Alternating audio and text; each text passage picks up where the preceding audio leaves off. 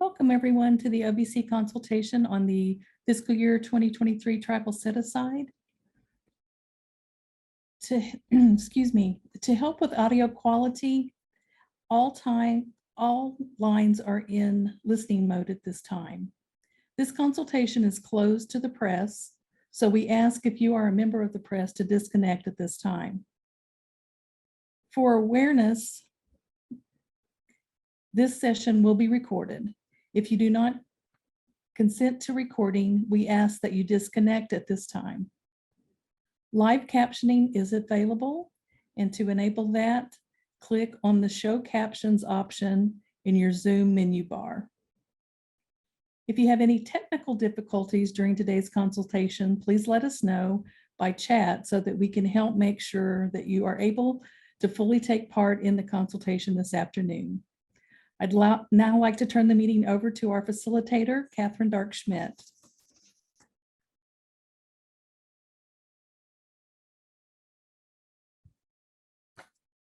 Thank you very much, Sherry. And thank you to everyone who has joined us this afternoon. We are very grateful for your time and your willingness to be part of this consultation.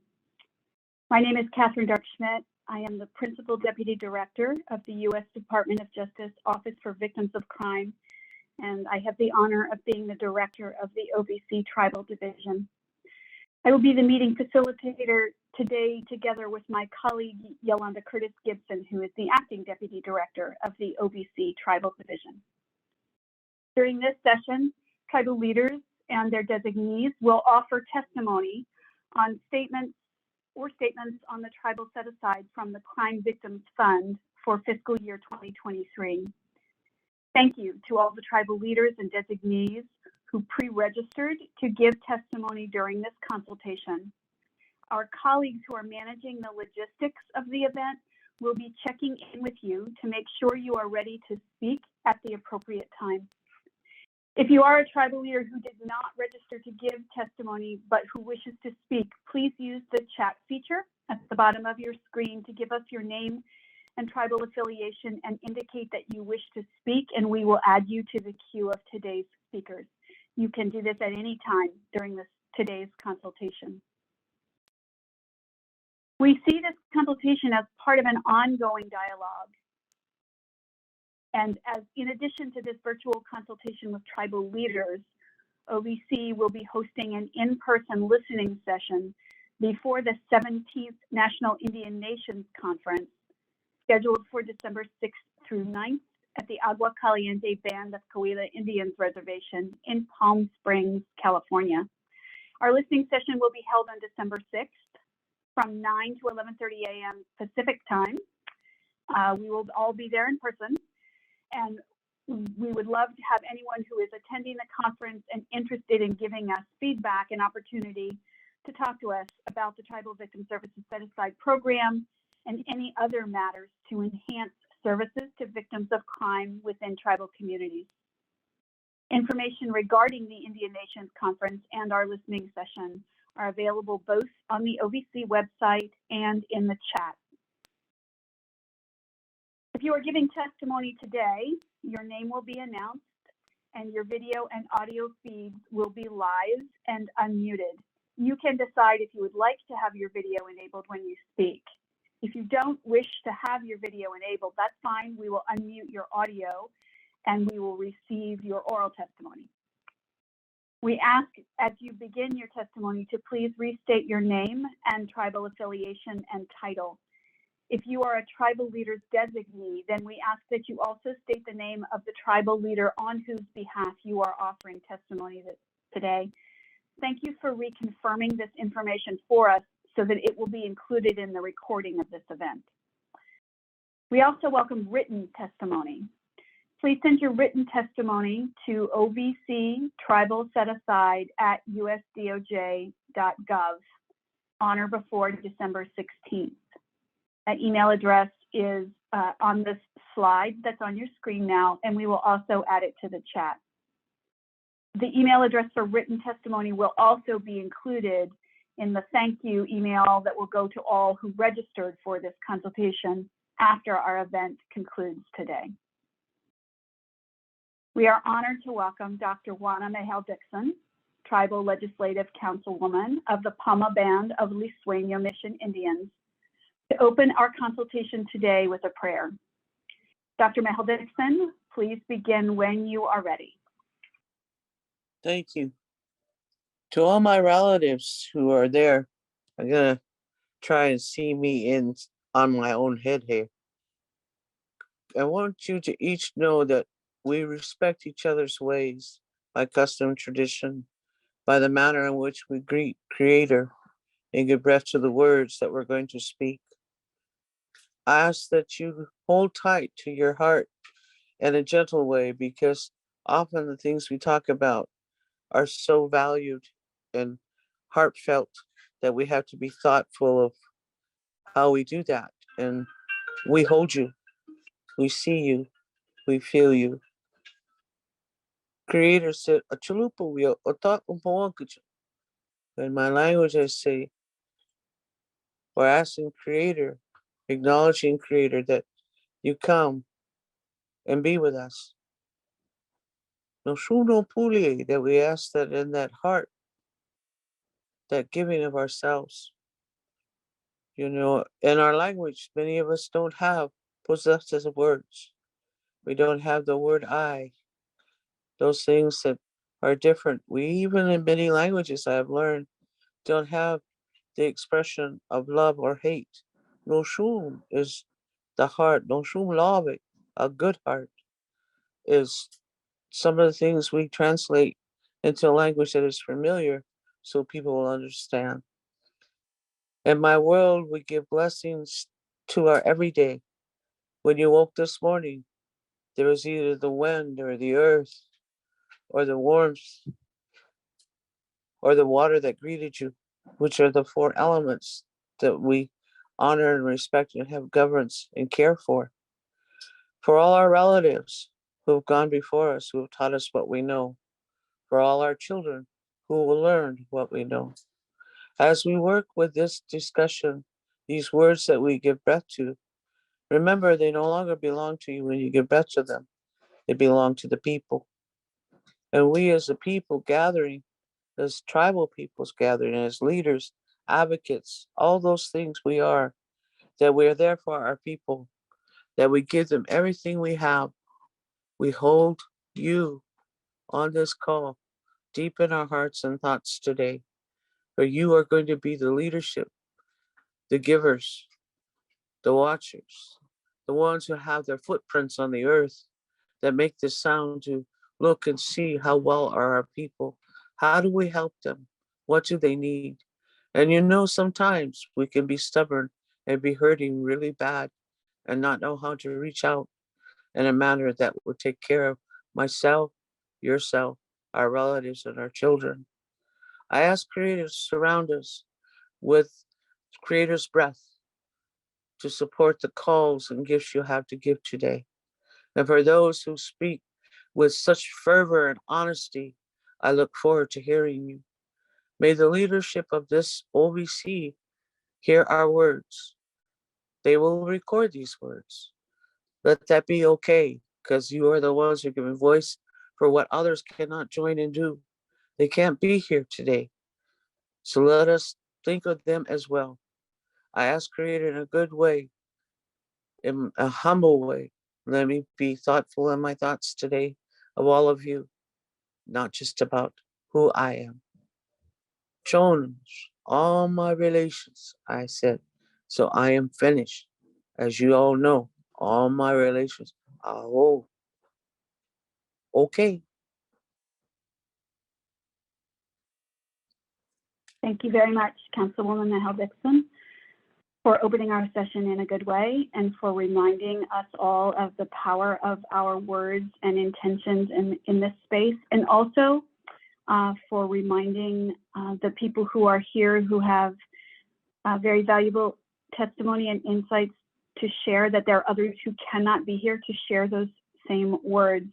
Particularly, I want to recognize that the Supreme Court is handling an Indian child welfare matter this afternoon, which may have called some of our colleagues away.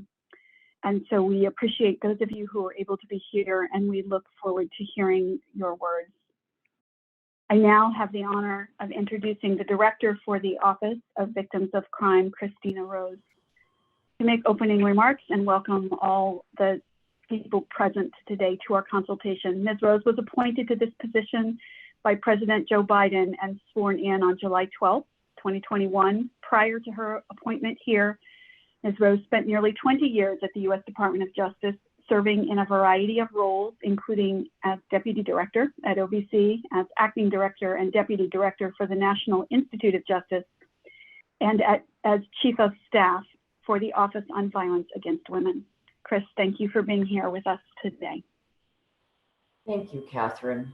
And thank you to you and your whole team, the Tribal Division here at OVC, that has helped to put this consultation together.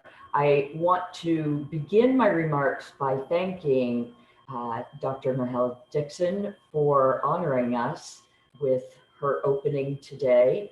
It's wonderful to see you again, having seen you in Alaska. It's an honor to be with all of you again in this government to government setting to talk about the future of the Tribal Victim Services Set Aside from the Crime Victims Fund, or as we'll refer to it today, you may hear us call it the Set Aside or the TVSSA program.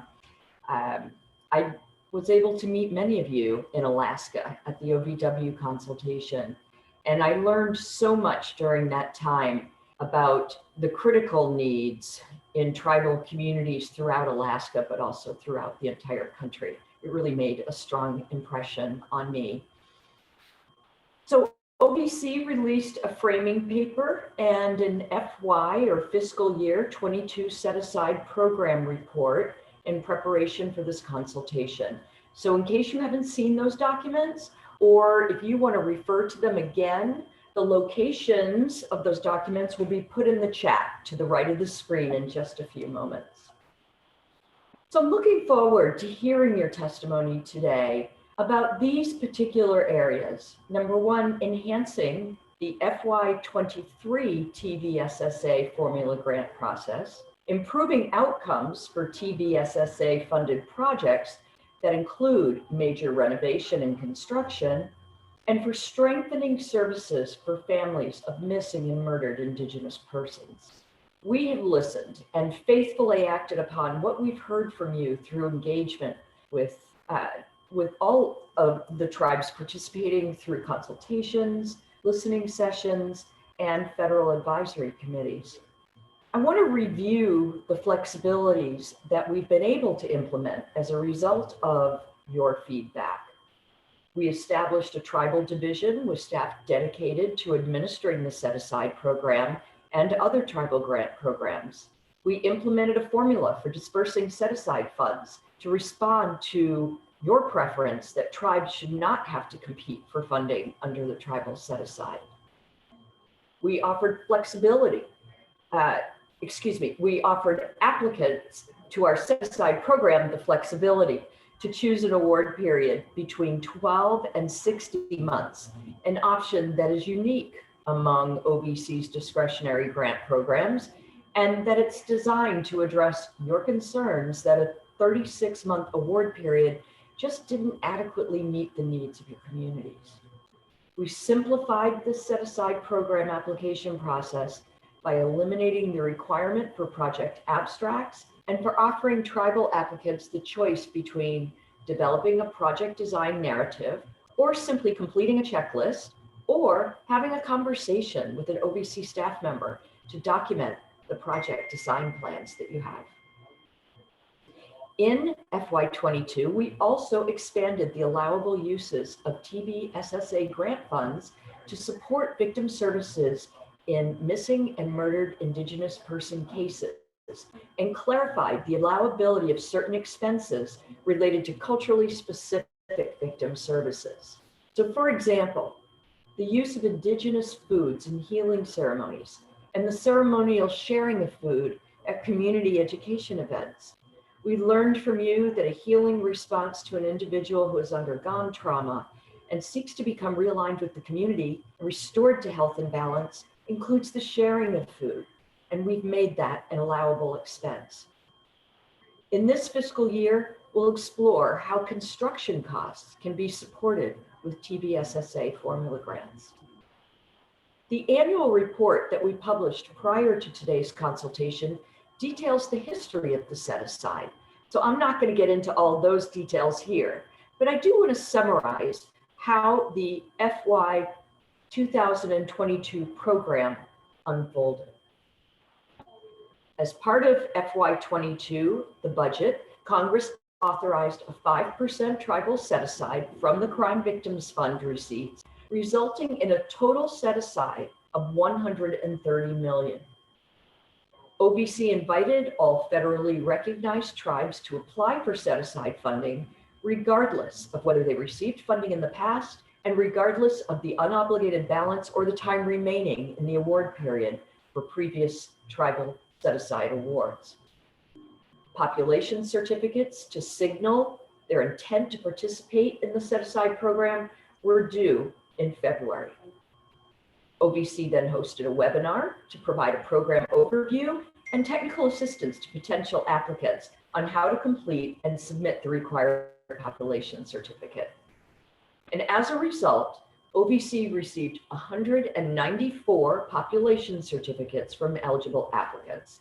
OVC applied a minimum award of $300,000 to each participating tribe, and then applied the same formula that was used in fiscal year 21 to allocate the fiscal year 22 funds.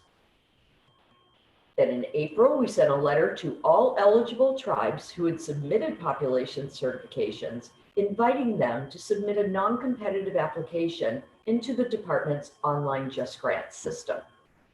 Applicants were provided the option of completing their application program description in one of three formats. Number one, as a traditional program narrative not to exceed 20 pages. Two, as a checklist using the format provided within the solicitation. Or three, via an interview with OVC staff who could document the information about the planned project into the checklist that the grantee would submit with their application. So 58 applicants requested the option of developing the program narrative. So through the interview process with OVC staff. So we were so happy to see people taking advantage of that. Because some applicants had difficulty submitting their applications by the deadline, OVC extended the deadline and reopened Just Grants to accept those applications. 21 tribes either withdrew or did not complete the application process. The formula allocations for these 21 tribes were reallocated to the participating tribes using the same tier structure as the original formula. And we took the time to reach out to those tribes that didn't apply to learn why. Some realized that new funding wasn't needed, just wasn't necessary this time. Other tribes told us about turnover in their staff or in their tribal leadership, or they just didn't have enough time to develop the application, or they felt there was a lack of communication or general confusion about the application process. So in the end, OVC made 169 TVSSA awards in FY22, totaling over $116 million. These funds will provide critical victim services in almost 200 tribes and Alaska Native villages. After all the formula funds were made, the remaining funds supported training and technical assistance projects to support tribes in implementing victim services projects, delivering the December 22 Indian Nations Conference, hiring victim service specialists to assist victims with federal cases, and providing funding to tribes participating in Project Beacon. It's important to note that the tribal set-aside is not a statutory formula program, meaning Congress didn't create a formula program when it authorized the tribal set-aside funds. Therefore, while OVC chose to administer the funds non-competitively using the formula, we're still required by federal law to adhere to federal statutes governing discretionary grant making. And in case you're interested, that is in 2 CFR Part 200. This part of the code outlines how federal agencies must administer discretionary grant programs, including the oversight of budgets and collecting certifications by grantees regarding lobbying and other issues. As we seek ways to streamline the oversight and administration of set-aside grants, we're still bound by those federal statutes. For FY23, we propose retaining many of the features of the FY22 set-aside formula program, but we're also proposing new innovations to the TVSSA process so that we can support tribes in applying for the funds as well. So first, the population certification process will be handled through a web-based fillable form so that tribes don't need to collect signatures and send emails to OBC in order to participate. Second, we'll be launching a pilot program where OBC staff and technical assistance providers will travel to the tribes to assist with the budget and program narrative development. We're going to pilot this first in Alaska and at our spring 2023 new grantee orientation. We hope these new supports will help make applying for the formula funds easier, and I look forward to hearing your feedback about how they're working. So here's how the FY23 set-aside program will work. In phase 1, tribes that intend to participate in the set-aside program will submit population certifications using the web-based form. The population certification form will soon be available to you on our website and will be able to be completed online, as I mentioned. Once we have the certifications in hand and a budget from Congress, that's very important, we will run the formula to allocate the available FY23 set-aside funds to participating tribes. We don't know how much the set-aside will be this year because Congress has not yet passed a budget. We're actually in a continuing resolution until mid-December. But we'll notify tribes of their allocations, and then phase 2 of the process will begin. And in phase 2, tribes or their designees will submit applications into OJP's Just Grants system. It's during this phase that our pilot program in Alaska will be launched. Our staff will process the applications and awards will be made in the fall of 23. We look forward to receiving your testimony today. We will be listening, and we want to hear your recommendations on how to expand the TVSSA program to include construction projects and to further support for MMIP cases. As always, we welcome your comments and recommendations on any other topics related to OBC's tribal programming. I'm so happy to have you all with us today and to be with all of you. And now, Catherine, I turn it over to you to queue up our testimony from our tribal leaders and tribal leader designees. Thank you. Thank you very much, Director Rose, for opening our session. We understand there is some background noise, or at least was, for part of Director Rose's remarks. We were troubleshooting in the background how to correct that. If you could let us know in the chat if it's better or worse, we will keep trying to find the root of those noises so that there is not a distraction during the session today. We are honored to have several tribal leaders and their designees registered to speak at this consultation. If you are a tribal leader or a tribal leader's designee who has sent us your designation letter and you wish to give testimony but you didn't register to do so, we welcome your participation. Please just use the chat feature at the bottom of the screen to give your name and tribal affiliation and indicate that you wish to speak, and you will be added to the queue of today's speakers. And you can do this beginning now or at any time. And I see there are now handy directions in the chat. Thank you very much for that. Our first tribal leader providing testimony today will be Dr. Wanamahel Dixon, who is the Tribal Legislative Councilwoman of the Palma Band of Luis Sueño Mission Indians. Dr. Mel Dixon, welcome back. You have the testimony floor. Your line is being unmuted. Please begin your testimony when you are ready by repeating your name and tribal affiliation for our recording. Thank you very much. Good morning. This is Wanda Mothel Dixon, and yes, I do have a degree as a doctorate. I knew I had to do that so that when they saw my papers, they would notice me for my degree, and when I walked in the door, I usually shocked them. Well, okay, Indian humor. But for all of you that are there, obviously it's extraordinary journey we've had with them, and when it became available and speaking with everyone, we knew that when Christina Rose and the rest of them were up when we were up in Alaska.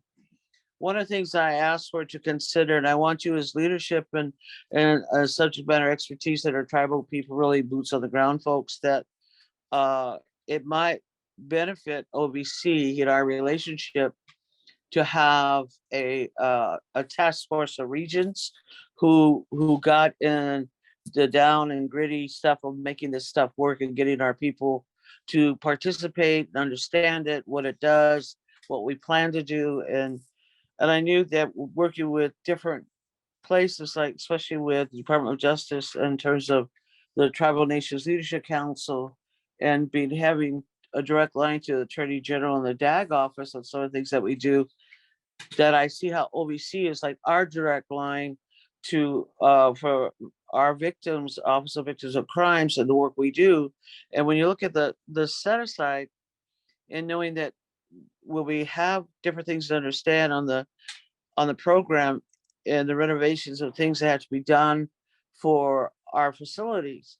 And and I shared with them when we were in Alaska, we didn't expect this, and some of you know this, that your tribes suddenly had your tribal inmates at penitentiaries come back because they were releasing everybody due to the COVID stuff that was going on with no preparation. So it was like, in some cases, it was and I don't know if you can capture this, but it was a way of, tribal leadership stepped up, but they were also put in a precarious situation, and that we had this relationship to move the separation of victims and the perpetrator, and looking at the education that could be provided and the wellness that could be provided, and had to really go to the wellness side to look at that. But at the same time, when one example was, as I shared, was the elder center had to be converted to a prison, but not a prison, but a police place where ankle bracelets were used, and then being able to track them on the ankle bracelet. I mean, all the technical stuff, all the stuff that had to be done got kind of crazy. But it was COVID took us to the wall, over the wall, and back again because of those circumstances. But when I look at the Office of Victims of Crime, the intent was not to re-victimize, but it set up a situation that did do that. And I'm not saying that's what they set out to do, but that is what happened. So when you're looking at now that impact and looking at what we did need in terms of allowable expenses of the painting and replacing, getting it all serviceable for even flooring, the whole 9 yards, that was important in the installation of a facility. And then or bringing in a mobile unit, or looking at our police department and working with them and making that happen. We looked at the policies and practices and identifying opportunities, but in that process, in removing the barriers, in our holistic way, our holistic service paradigm, or our process that we do, uh, in my village where we're at, we actually set aside land that was away from the mainland, because we had that particular piece going up the mountain, where anybody who harmed us to a point where they were either temporarily banished, partially banished, or permanently banished. The permanent ones were put on the land and were not allowed to come into the village without an assistance of without a family member with them. They couldn't ever be alone in the village. And that's a more traditional process. And as a result, they don't live amongst you, but you don't send them out to another place to where they can't be a part of us still. Because as you know, from birth to, puberty, maturity, and death, those things still happen, even if you're a bad person. And we start hearing the children say there are bad people amongst us, and they understand that, but they're saying, because they want to understand, we want them to understand our cultural context of how we would talk about that. Now, as people who are doing this work, we have those sessions where we look at the information that's being asked of us to give doesn't fit what's going on. So one of the things I had suggested as we were in Alaska to consider, and I want you all to think about this, because I'm gonna need you all to measure up your own way and decide how you want to participate. But I believe in order to help OVC to be more concrete in its relationship of interpreting and understanding what's going on, that we have a tribal regional uh, task force or council or board. The English words escape me of how it would be looked, because the council that we would give as subject matter experts, people who do this or doing the work in tribal leadership, would be valuable, not limited to consultations. And I'm saying that somebody, it's good to have them, but sometimes if that's the only place we can speak, it's not going to reach to what Catherine and the rest are doing. When you look at what is being done, that if I were to look at, I mean, to know Alaska, to be there and to witness and to hear all the people speak, and how extraordinary and how beautiful it was, that the timelines of speaking were not disrespected, but the cultural context and the manner in which, by custom and tradition, that if a leader of a program felt that I want you to know my other three folks who have something to say, and their stories were extraordinary. They were painful, heartfelt, but truthful. And we learned from both the male female side of what is going on, which I think is a powerful gift as tribal people sitting there and listening. For our participants, you were extraordinary as you sat at the board and you listened with a good heart. But that's an example of, if Alaska's way of doing what it does, not every village is the same, and their leadership has to be understood. So gives thoughtfulness that I think Alaska regionally in itself has different ways to set up. At minimum, you are looking at maybe three, but when you also then look at other states where not all the tribes are in the same way, like California is split to north, central, and south. The Bureau splits us as north and south.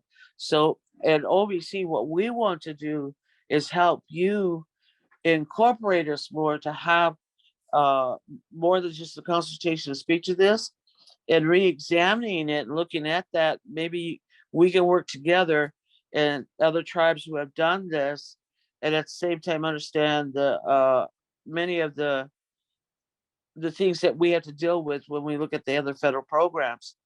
And then when we look at things that are being done on appropriations, we get frightened sometimes by what Congress thinks they know and what they really know. And that's where your leadership in the federal side helps them understand more succinctly and more clearly of what that is. And this conversation is allowing us to do this. And the cost of new construction for shelters and traditional households that we're talking about is what has to happen.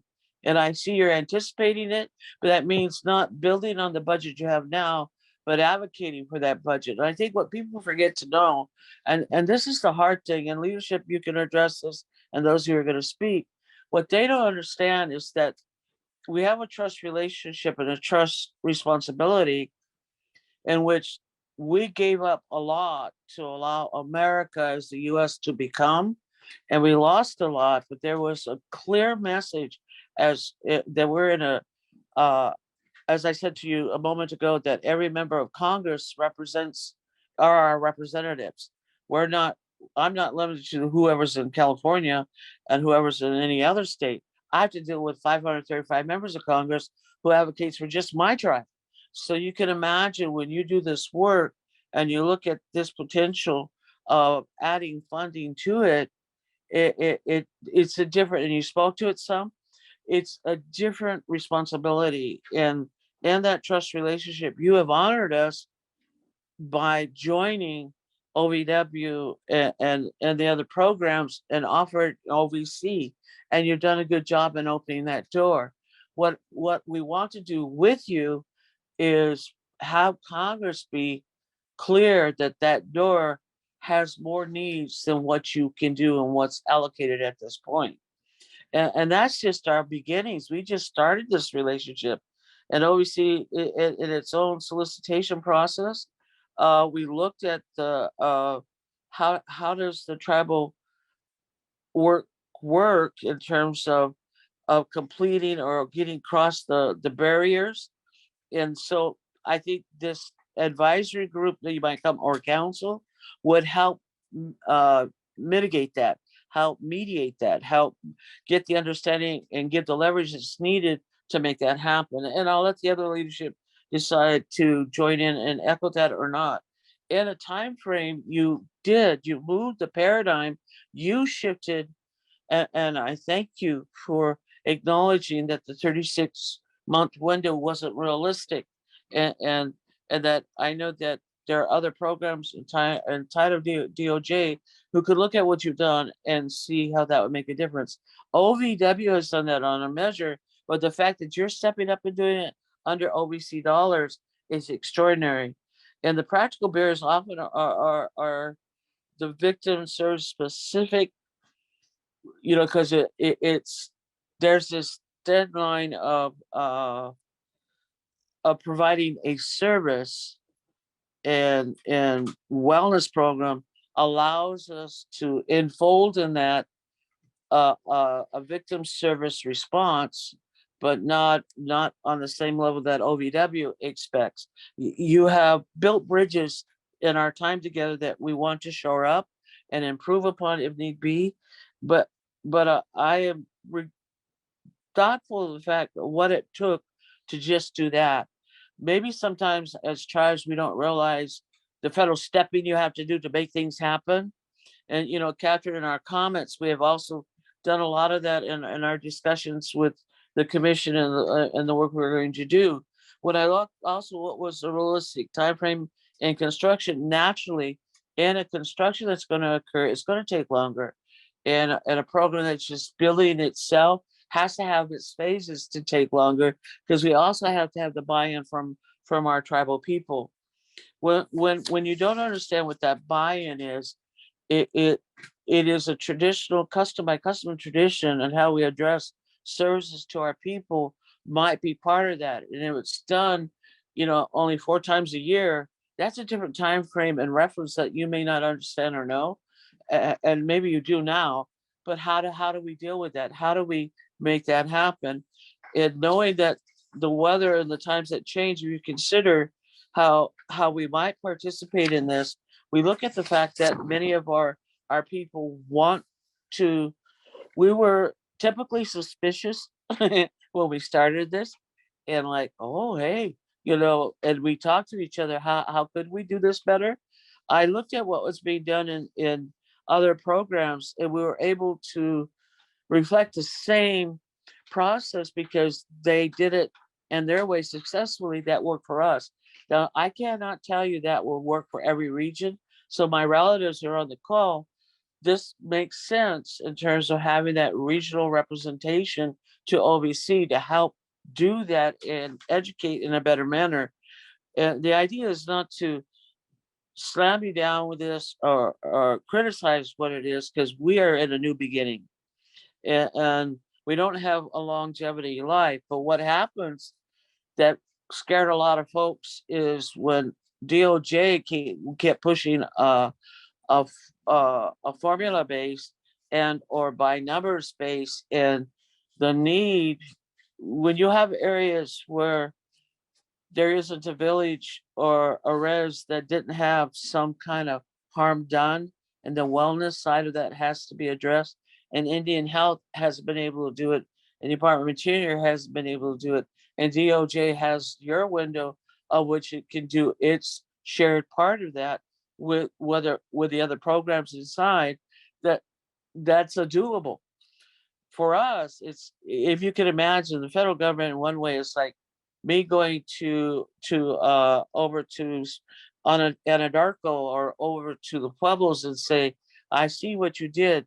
Now, can I have part of your money to do it over where I am? You know, but in the Fed system, you have to figure out how does that work? How do we choose? And the readers you have that review this stuff, are there tribal people involved?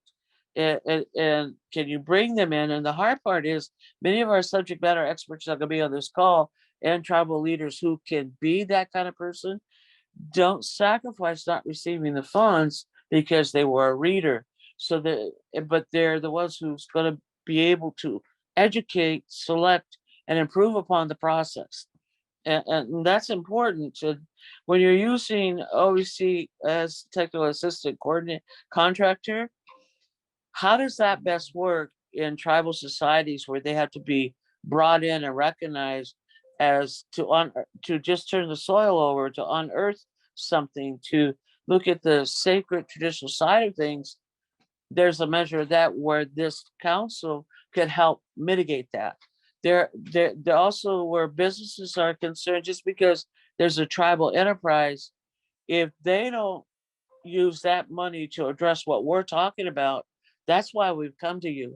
And that should not be used, never weaponize that. Because we're growers, we have a fertile, we're probably one of the last big valleys that do all the citrus and avocados in the West. But the thing is if we could think of us doing OVC in a matter in its cultural context and respect that, let us offer that. Let us give you the education of that. And those tribes who want to do that will do that. And those that choose not to won't. And we will respect that.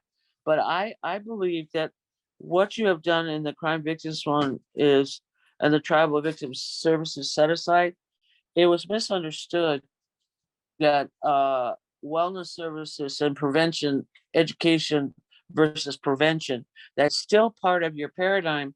I'm not quite sure if you're understanding how important it is that in a tribal society, you do both. And I don't want people to be harmed because they're doing a wellness program, education program, and realize right then and there, they have a prevention thing they have to do.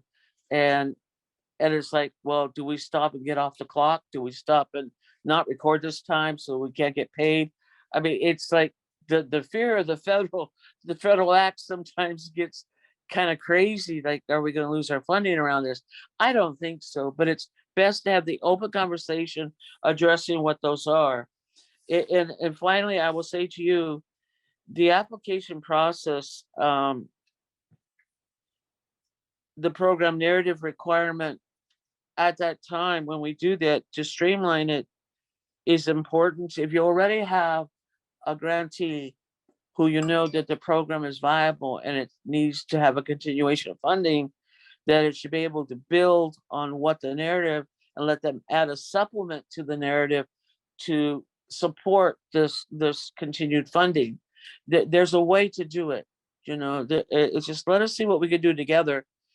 I want to respectfully work on the strategic planning on this and allowable costs, and looking at how to reach out to the community in a victim service program, because I guarantee you that some things we go to and social, we see clearly that we need to be aware, and we take our ride around the different villages. We have 144 square miles that we ride around in, that we know that we're going to follow our instincts, our intuitive side. And when the clan mothers or clan fathers speak, we listen to them. So I thank you for letting me speak to this, but be able to contact us. Let us work together. I think the leadership has good recommendations to come forward under DOJ. And I thank you for the time. Showing them all my relations. Go ahead. Thank you very much, Juana, for speaking candidly with us about what the needs are and about where people are best positioned to advise us about those needs. We appreciate your comments. Before I turn this over to my colleague, Yolanda, I just want to remind you that if you are a tribal leader or tribal leader designee and you're not sure if you are in the queue for speaking, but you want to be, please let us know in the chat so that we can make sure we do this smoothly today. Thank you. Yolanda. Our next speaker today will be Michael Williams, Chief of the Akiak Native Community. Chief Williams, welcome. You have the testimony floor and your line is unmuted.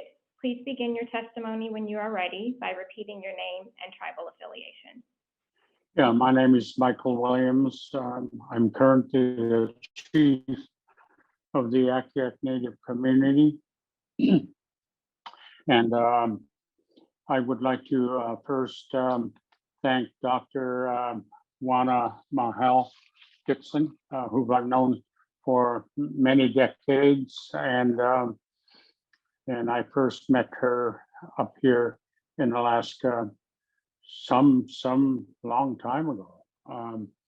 But anyway, I'm a brother, uncle, grandpa, father, and with responsibilities to love and protect my community and my family. Akiak Native community is a small village in the along the Kuskokwim River in Western Alaska. I have the responsibilities to love, protect, and provide and care for all families in Akiak, in Alaska, and across the nation and the world.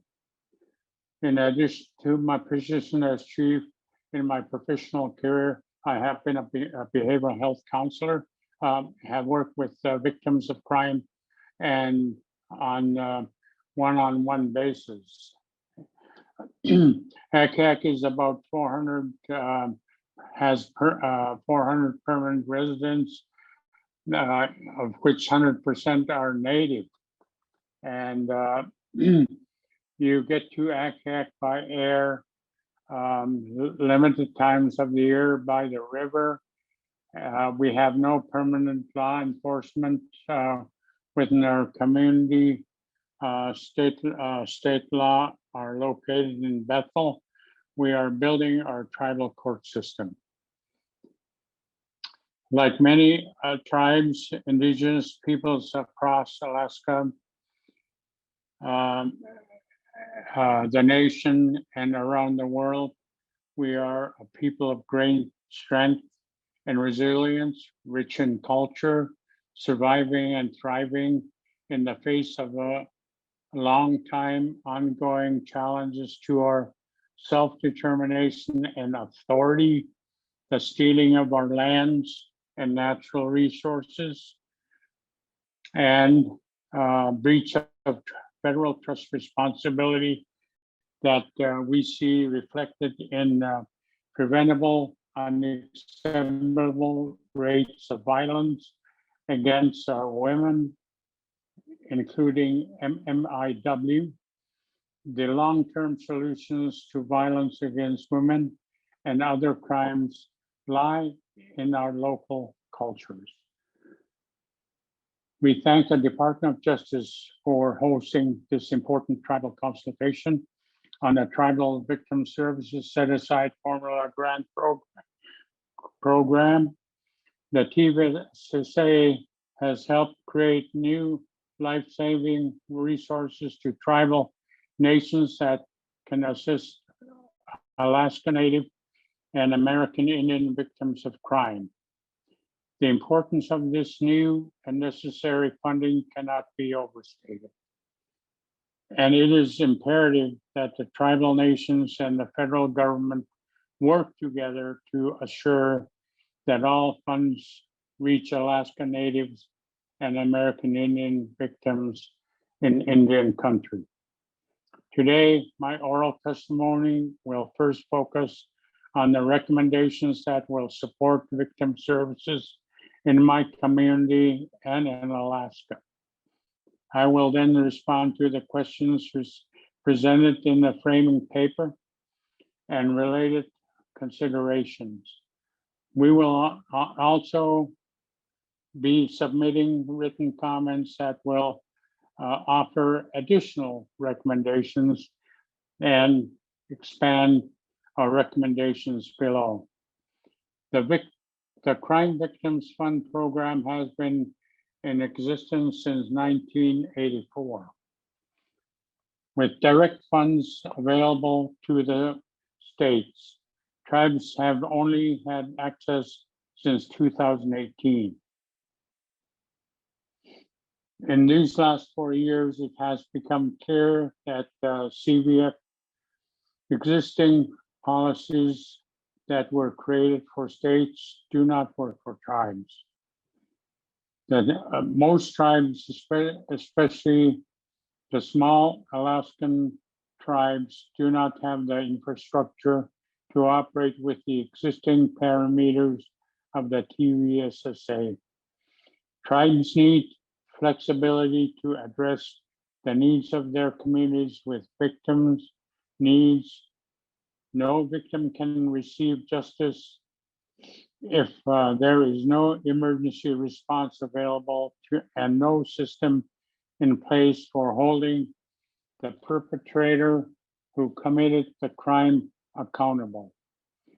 We need resources to develop and strengthen our infrastructure and funding to support services for comprehensive victims programs.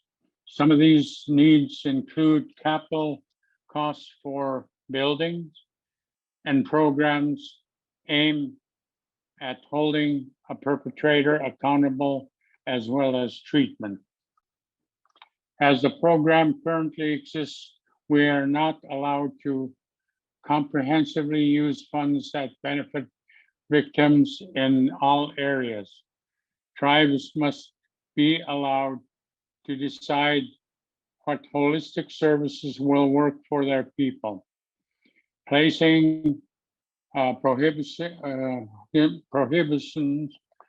on some area of victim services creates an unimbalanced system that results and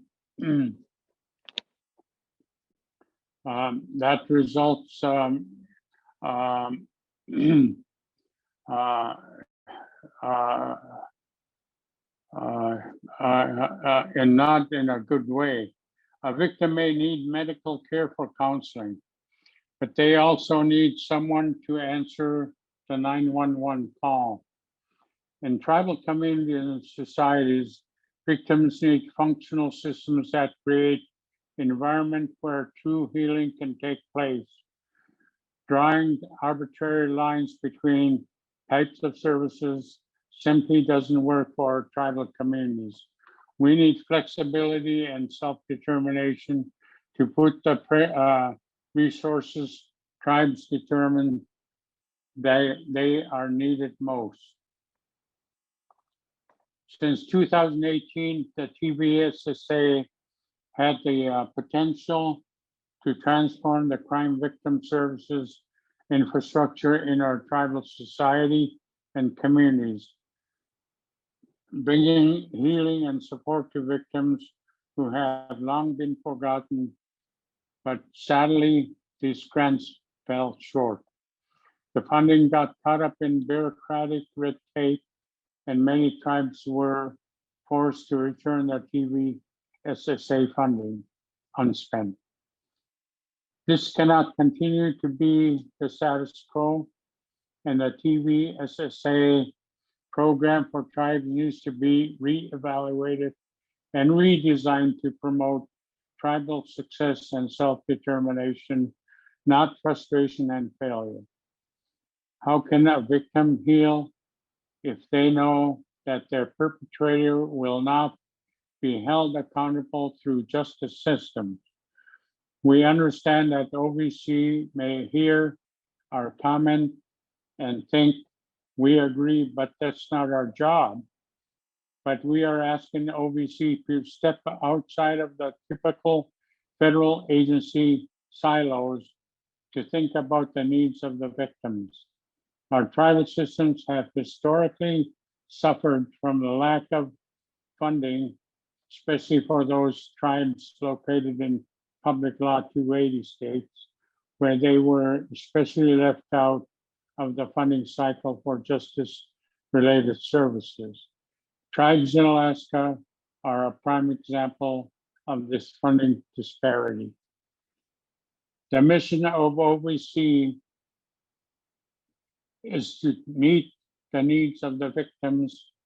In tribal communities, the victims need functioning systems that create an environment where true healing can take place.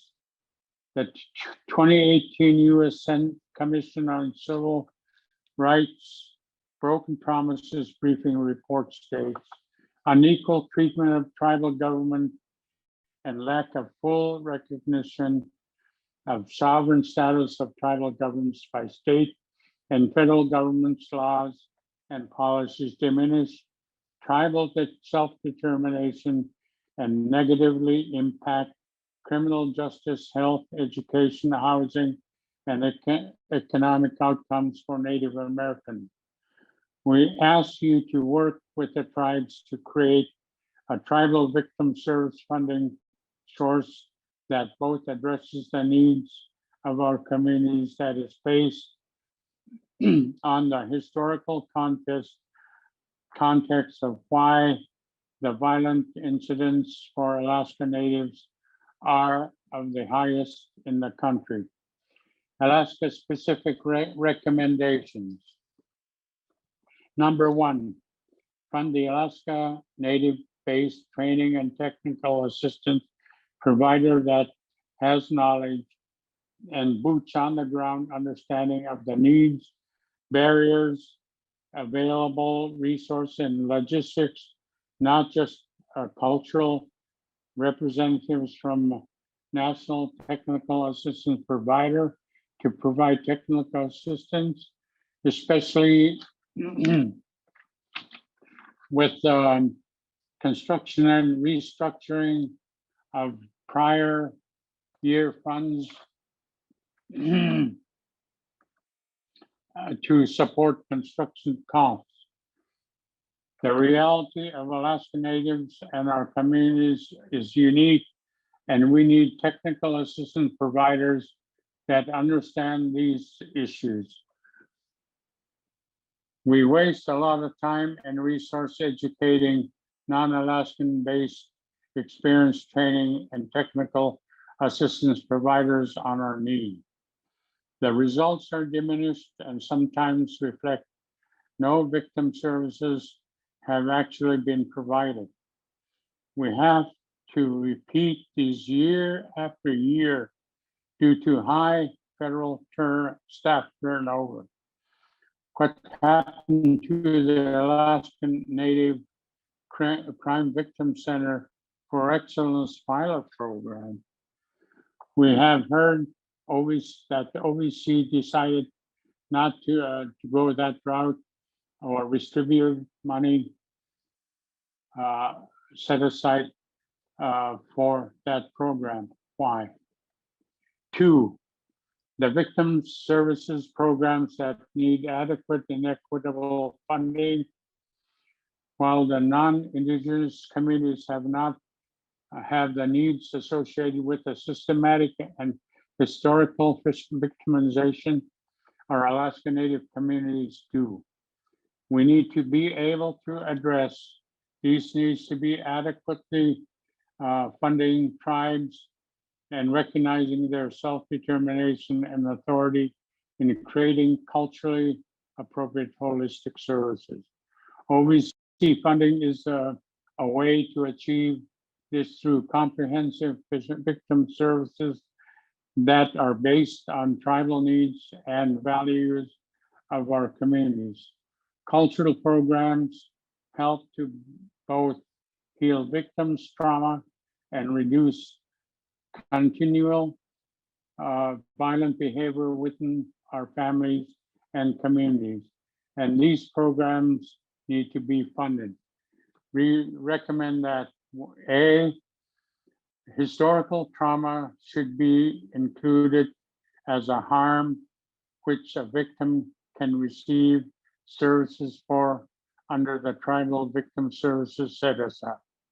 B, require OVC and DOJ to work towards amendments in the law to make it easier for culturally specific program and tribal justice systems to be funded, including infrastructure, court services, and law enforcement.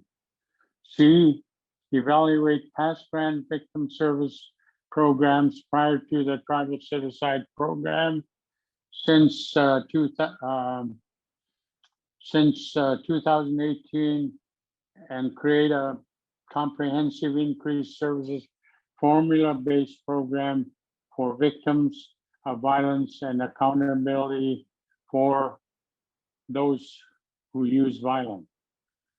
Ensure that the OVC is appropriately staffed and understand the challenge of all tribes to work towards solutions to create safe communities. Number 3, there are better coordination among federal agencies. We need that. There must be a mandate that all federal agencies that provide funding, services, or assistance to tribes collaborate with each other to better streamline funding and grant procedures and regulation. The scheduling of consultations, mandatory grantee conferences, and provide tribal oversight and evaluation of training and technical assistance providers. I will now address questions posed by OVC on the framing paper. OVCP question number 1, what additional technical assistance can OVC offer to support applicants through application process? The TVSSA application process should be designed to be less of an administrative burden to tribes to apply. In our framing paper, OVC cited the reasons tribes mentioned for not applying. Previously included factors such as turnover in staff and tribal leadership, not enough time to develop the application, or lack of communication or confusion about the application process. Many Alaska tribes lack the human capacity that the states have. Tribes do not have the funding to hire independent grant writers to draft OVC and other grant applications. Tribes should not suffer because of lack of funding or human capacity relating to grant writing.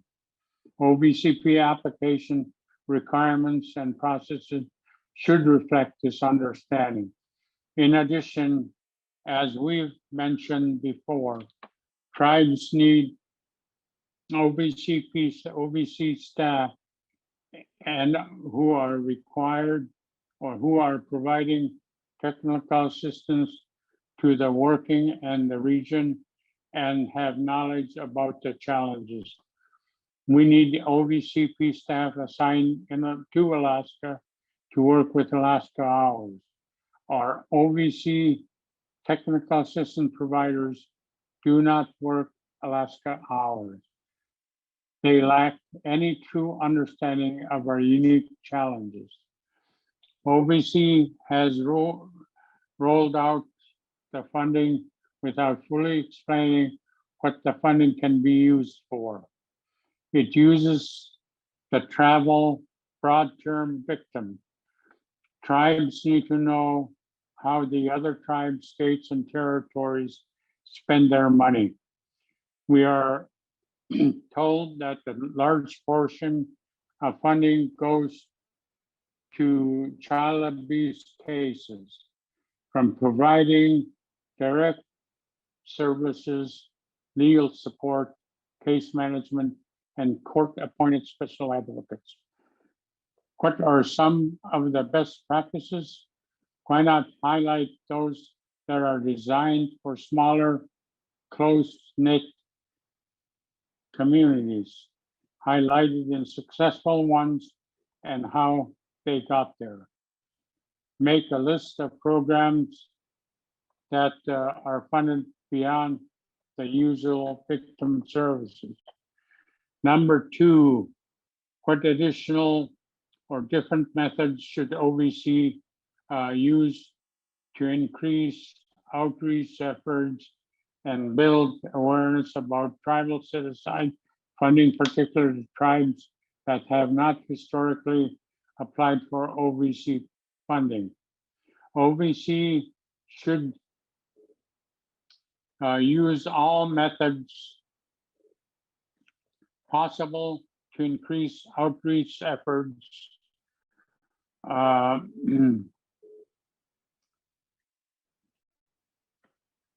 to build awareness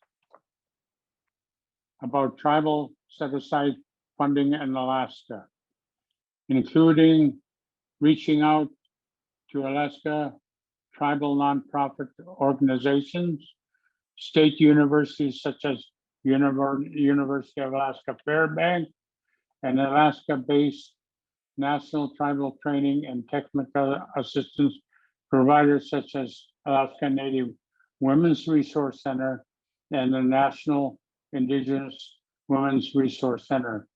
In closing, I thank our Indian blood brothers and sisters from the lower 48 who stand in solidarity with us to elevate the injustices Alaska tribes have faced as national issues for immediate resolution. I thank the federal officials with us today for listening, Koyana, and thank you for the opportunity, and have a nice day. Thank you so much, Chief Williams, for your remarks. I'll now turn it over to Catherine to introduce our next speaker. Thank you. Our next speaker will be Kimberly Lee from the Board of Directors of the Sault Ste. Marie Tribe of Chippewa Indians.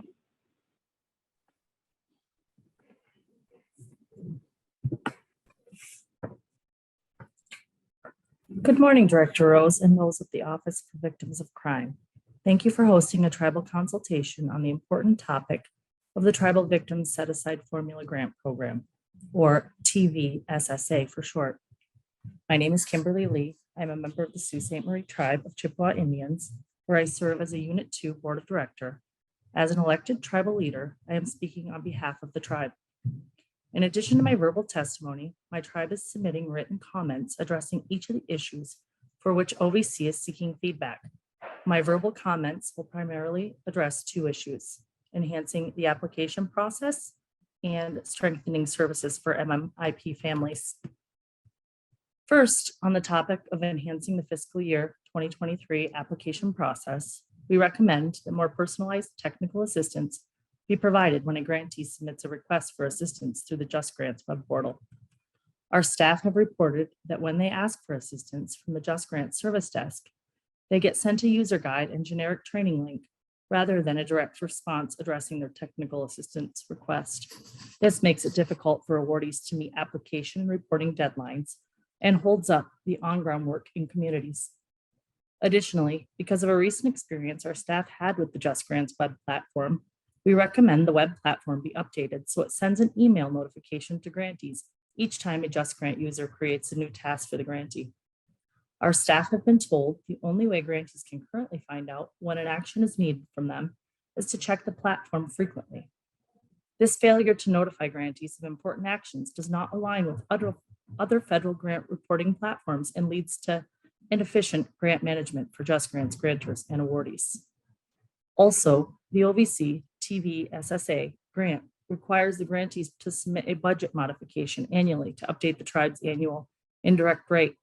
This is not a requirement of other DOJ funding, and it is recommended this annual task be eliminated. And second, on the topic of strengthening services for families of missing or murdered Indigenous persons, the Sault Ste. Marie Tribe of Chippewa Indians recommends the following list of 21 expenses to be deemed allowable under the OVC Fiscal Year 2023 TVSSA grant. Family meeting space rental costs. If the family of the MMIP would like a room rental for families to meet and receive updates from Ellie during an active search. Family meeting food costs. Non-law enforcement formed search party food costs and supplies such as drones, metal detectors, outerwear, and communication devices. Bus rentals to transport families, search party participants. Family of MMIP transportation costs to include gas, food, and or hotel for family of the MMIP to travel where the MMIP case is located, to participate in search parties and attend to other MMIP related tasks. Newspapers, billboards, maps, search instructions, missing person flyers. Financial assistance for the family of the MMIP due to a loss of income related to the MMIP investigation. Behavioral health individual and group counseling expenses. Traditional cultural healing expenses to include medicine kits. Short-term emergency rental, mortgage, utility financial assistance for the MMIP's residents so they do not lose their home. Emergency short-term legal counsel and associated expenses necessary for family of MMIP to take care of MMIP's bill, property, or estate. Transportation expenses to return body to community for burial. Funeral expenses. Crime scene cleanup expenses. Replace essential furniture items damaged during crime if in the MMIP's residence. Fund 100% MMIP coordinator positions for tribes. Fund 100% of costs associated with facilitating MMIP Tribal Community Response Plan, TCRP activities. Fund MMIP community and education events, memorials, and outreach activities. Fund printing, purchasing costs of MMIP related community outreach and educational resources.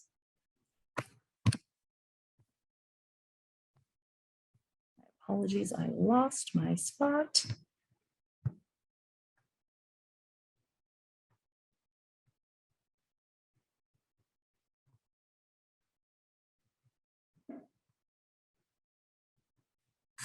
Cost for cultural events to promote family and community healing. Cost for a community MMIP memorial. We are all too familiar here with the national statistics on missing and murdered Indigenous persons. In our community, the issue is real and ongoing. We are especially threatened as a tribal community on the border of the US and Canada because perpetrators know border communities face jurisdictional challenges. Just last fall, an 11-year-old tribal member with autism went missing from his home on the reservation. Tribal law enforcement, with the partnership of local law enforcement and Border Patrol, were able to find and bring him home within just a few short days by following the MMIP protocol checklist our tribe created with the Bay Mills Indian community. Now we have one less young person on the streets missing or disconnected from their family and community. This kind of quick mobilization and flexibility of our law enforcement and community search parties are only possible when the resources are available to do so. By ensuring our 21 funding recommendations are allowable expenses under the next round of TVSSA grants, your office can help our community and many other tribal communities respond and mobilize quickly to missing persons reports, support the families involved, and continue to have better outcomes like we just experienced in bringing our young tribal member home. We appreciate how accessible TVSSA funding has been over the last several years because of its non-competitive and simple application process. With these recommended improvements, the grant program will remain impactful in fiscal year 2023 and beyond. Thank you for this opportunity to consult with you. If you have any questions or need additional information, please do not hesitate to contact myself or our tribe's legislative director, Mike McCoy. Thank you. Ms. Lee, thank you so much for your testimony, and particularly for written testimony, if it is forthcoming, that outlines for us the 23 funding line items. That kind of feedback is very useful for us as we prepare program materials for 2023. Thank you very much. Thank you. Yolanda. Our next speaker today will be Willa Powless, Tribal Council Member at Large from the Klamath Tribes of Oregon. Council Member at Large Powless, welcome. You have the testimony floor and your line is unmuted. Please begin your testimony when you are ready by repeating your name and tribal affiliation. Thank you. Good afternoon. My name is Willa Powless, and I'm on the Tribal Council with the Klamath Tribes in Southern Oregon. Thank you for the opportunity to offer comments today. On behalf of the Klamath Tribes, we will be submitting written comments, but we'd like to offer a few words today about some of the key issues outlined in the framing paper. The first one is issue 1, enhancing the TVSSA application process. Some of our concerns are we would like to have more technical assistance for navigating the Just Grant system. Some of that was previously spoken by the testimony given right before me. We also believe that the funding should be set up similar to self-governance, our 477 funding, to allow tribes more flexibility and self-determination. Only tribes know what our individual communities and tribal members need, and we need that flexibility to assist our people. There also needs to be flexibility for tribes to seek funding for multiple departments to do victims advocacy and create and fund multiple positions for the various type of victims there are, such as domestic violence, child abuse, elder abuse, homicide, etc. We believe each of these areas are their own specialty area and require a lot of education and training for an effective advocate to be able to properly assist each victim area. To go on to issue number 3, strengthening services for families of missing or murdered Indigenous persons. We would like to have more funding provided for services such as public safety or communications. An example of that would be a 24-hour hotline or tip line when there is a missing person or a homicide. We would like the ability to provide more promotion of people who are missing, whether that's with media attention or more attention from the non-tribal law enforcement agencies.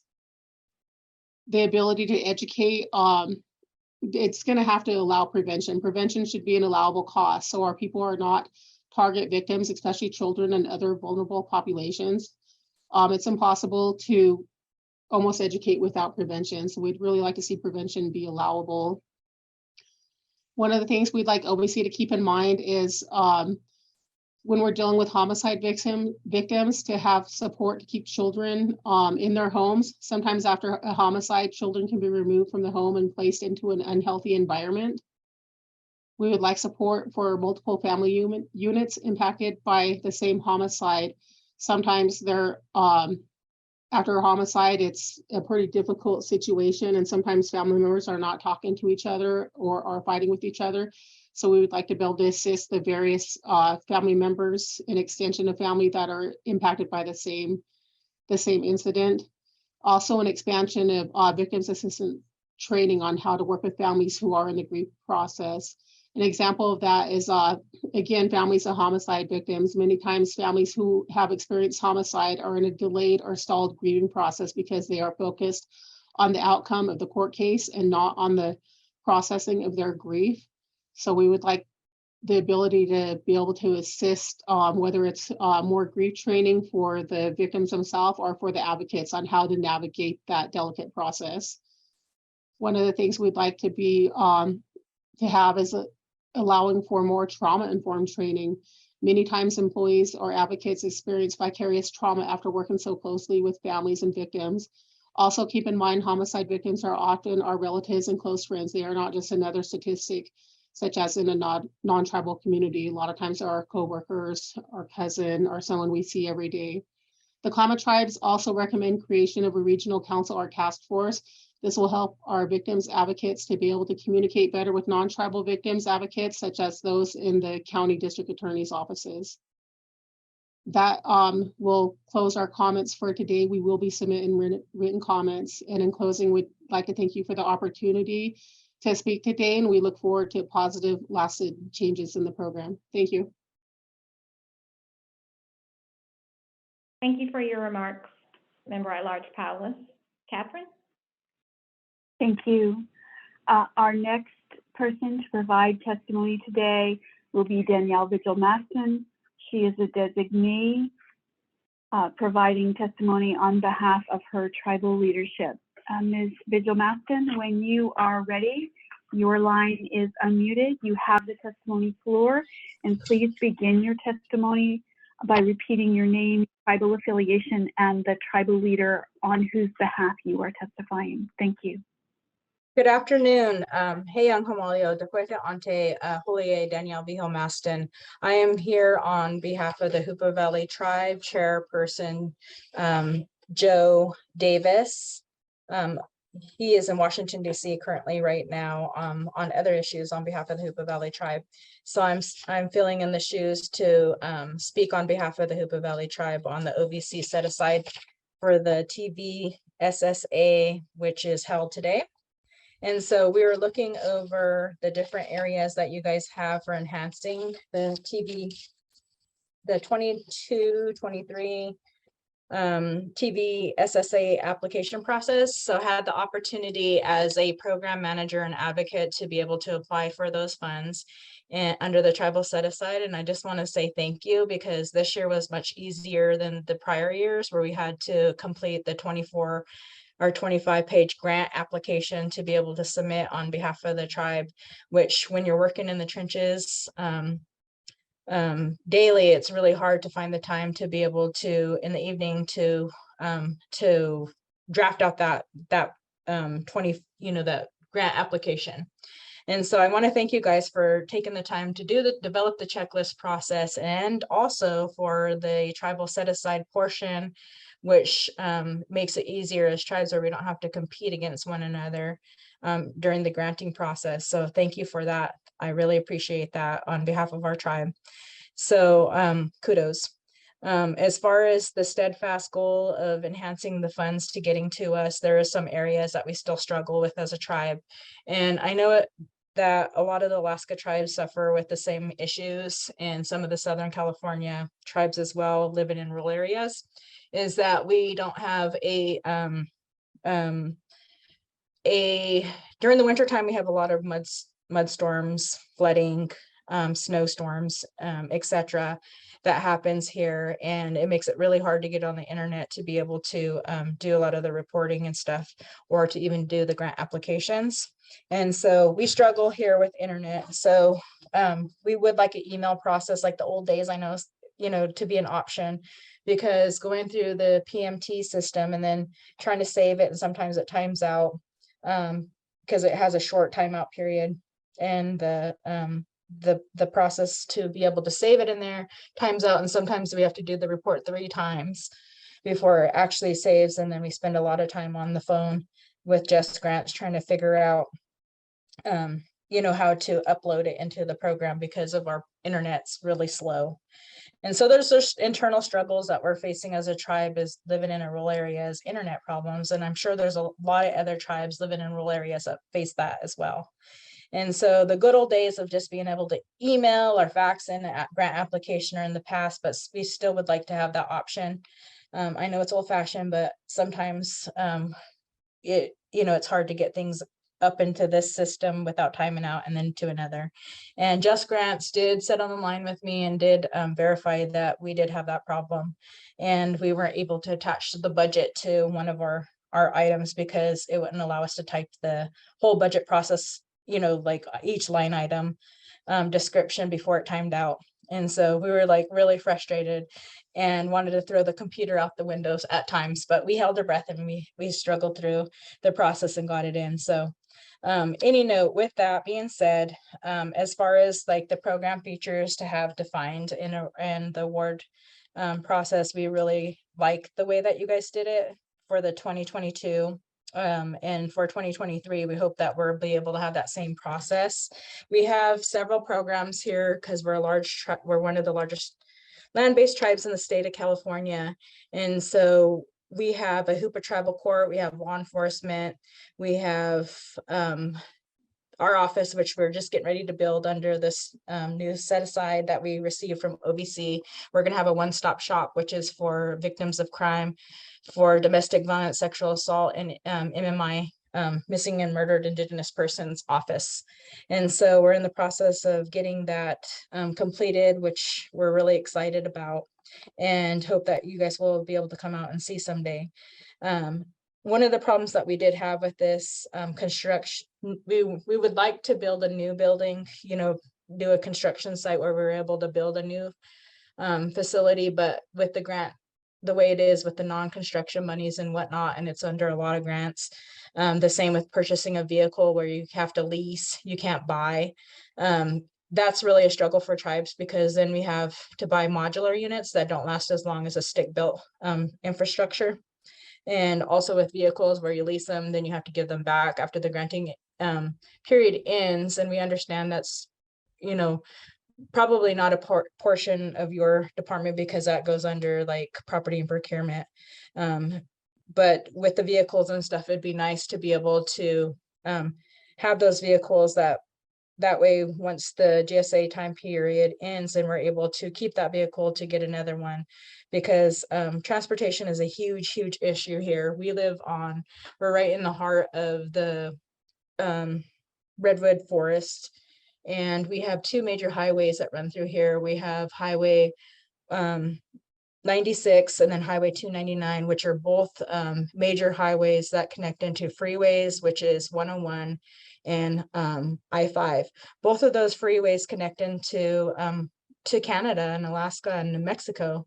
And, you know, with sex trafficking being increasing in our area, the Yurok tribe issued a declaration of emergency for sex trafficking. Our tribe, we're in the process of developing our Amber Alert system, and we're hoping to get more training from you guys to be able to get that implemented, where we have people that could come out and assist us with getting that process going. We put it in our grant so that we could be able to do a silver alert or even an amber alert for our community if something like a tribal member goes missing. Currently, the Hoopa Valley tribe has the highest number of missing and murdered Indigenous women and persons in the state of California at 22%. Yurok is at 16%, and the Creek tribe is at 8%, according to the Sovereign Bodies Institute. And so with that being said, like we have 10 people currently missing in our river communities. The struggles that we face are similar to what they said on the last testimony.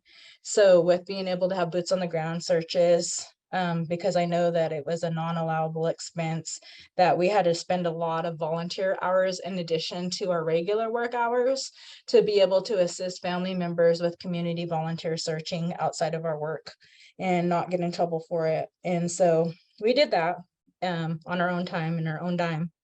And so, because that's what we do in a community, is to be able to help somebody that's in need, because it's really hard sitting here as a tribe and having people and families come to you to ask for, you know, help and answers, and being able to go through the legal process to be able to assist them with advocacy through that process and getting the posters and all of that stuff. That a lot of those things aren't covered under the OVC grant for MMIW, so we have to pay for it out of our own pockets, and sometimes they do. And our community is already living in poverty.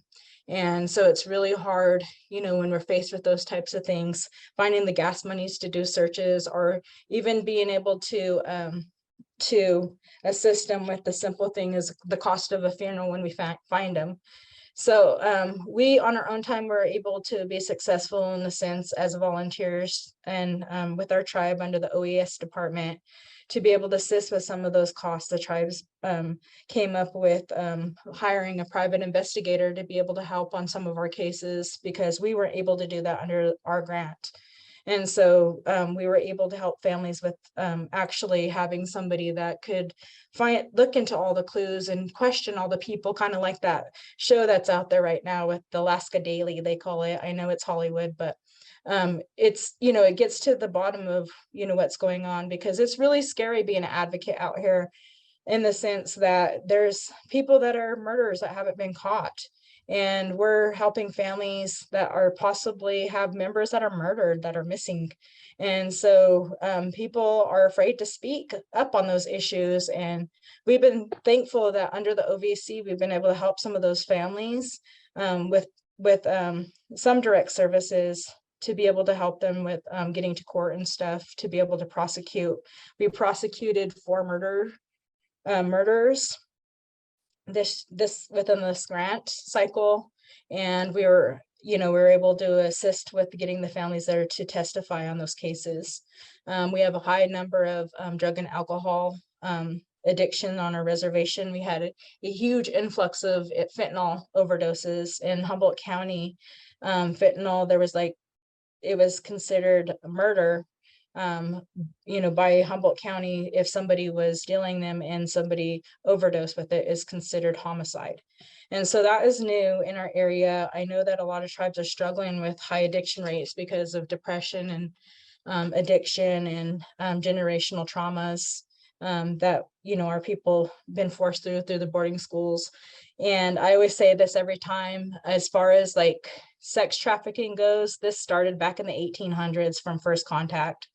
And so I always like it. Terry Henry would always say this, that we're pre-constitutional.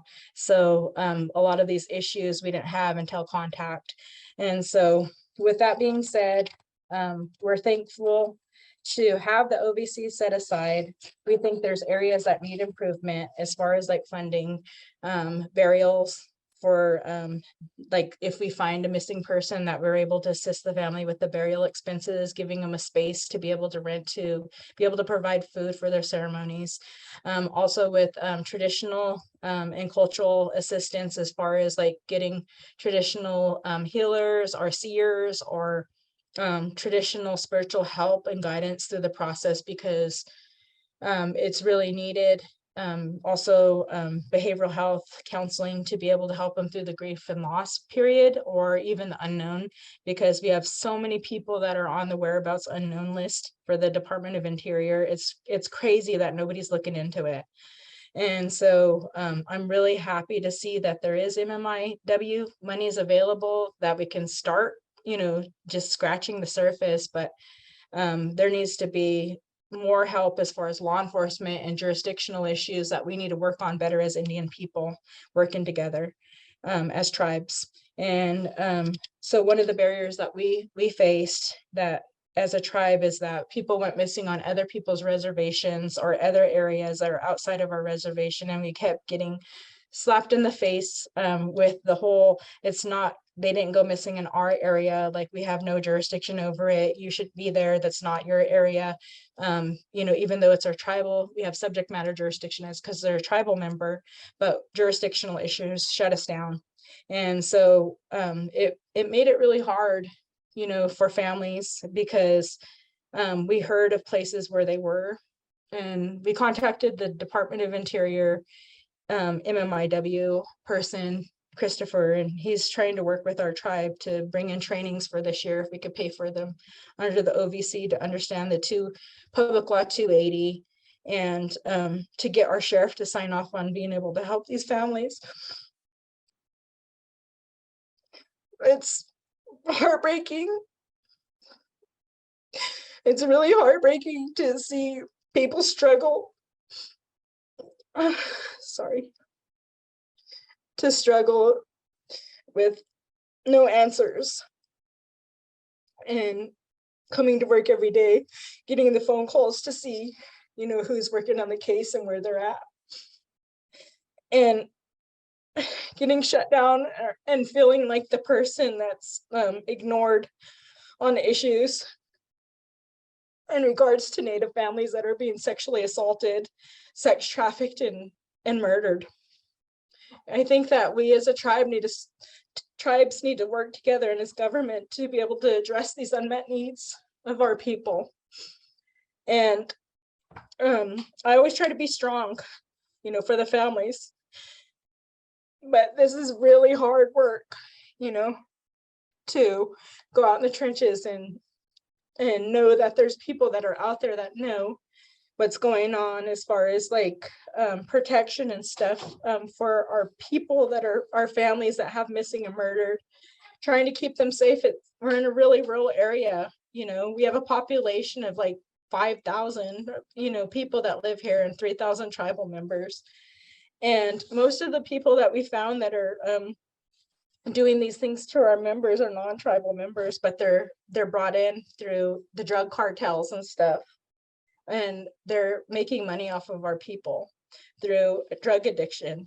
And so it's really scary because they formulate into gangs, and they're in our mountains that are in our timber areas for the marijuana population for the Emerald Triangle.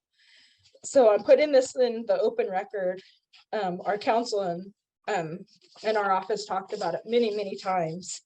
And so I want it to be in the public record that it's noted that we are not going to give up on our tribal members that are missing or murdered. As far as the funds to support, I think that we're grateful for the purchase, to be able to purchase a modular building. We're thankful for Kimberly, who's our granting project support person, because she's amazing. We do need help with the compliance. We do have a granting person that helps us with compliance. For the tribes that we're receiving money for construction right now, we do need assistance with like the simple things like a ADA handicap accessible things, so that people that are handicapped could come to our building for services, so we're not discriminating. As far as technical assistance, we wish we had like an awesome internet provider that could, we have the Acorn Wireless here that's in Hoopa. We just got a new grant to try to be able to boost our infrastructure for internet. But as far as that goes, I think that having the two-step process where you have to go into the PMT and then upload your grant into the Just Grant system makes it difficult, because sometimes saving it and then trying to upload with the bad internet connection is really hard. I think it would be easier to have a one place spot where you can upload it in, so you don't have to go between two different programs. That would make it life so much easier. We want to continue, urge you to continue the tribal set aside so that we don't have to compete against each other. And then we also want to ask that under this grant that you guys will be able to help victims that have missing persons. I know that it's a gray area as far as like the probable cause thing. We struggle with that because we don't know the circumstances on some of the cases where they went missing, but there is some clues of foul play, but like, it's just a gray area. It's really hard. I think they should get help from the beginning of that. And as far as the individual's disappearance and with law enforcement and investigations, we definitely need help with that. We have cases that are outside of our county that we have a tribal member that's been murdered, and we've been having difficulty navigating through the criminal process with law enforcement because the cases are starting to turn cold. We have tribal members that have been missing for over 50 years, some at 30, and their cases are cold. It'd be nice to be able to have help with opening those cases up and getting some resolution and closure for families. As far as supporting the issue number 3, OVC help to support our program with activities and different events for our loved ones in homicide. We definitely would be interested with teaming with other tribes to see how they do that. I know that our tribe has a funeral expense that we do cover burial for our tribal members, but with the area that we're lacking in that concern is when they're murdered and are missing in another area, and we have to bring them back. We had a client that was sex trafficked to Baton Rouge, Louisiana, and we're here in Humboldt County in California.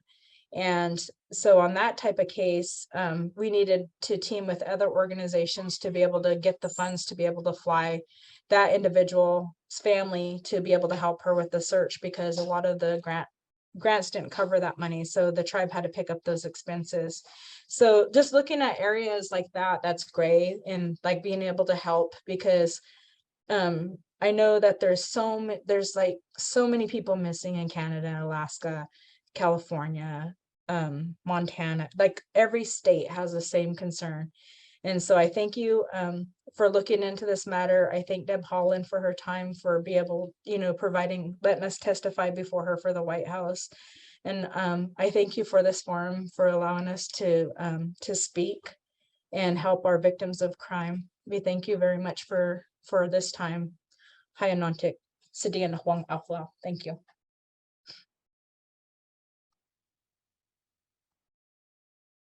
Ms. Vigil-Maston, thank you very much for speaking to us with such passion about what is happening to your families. I saw a lot of support coming to you through the chat, so I hope now that you're not on screen, you can look through that and see all the goodwill that was directed your way. Thank you very much for your testimony. Yolanda. Our next speaker today will be Chairman Jordan Dresser from the Northern Arapaho Tribe. Welcome, and it's wonderful to see you again. You have the testimony floor, and your line is unmuted. Please begin your testimony when you're ready by repeating your name and tribal affiliation. Good afternoon, everyone. My name is Jordan Dresser, and I am chairman of the Northern Arapaho Tribe. Thank you so much for this. I attended the consultation back in the public testimony back in September.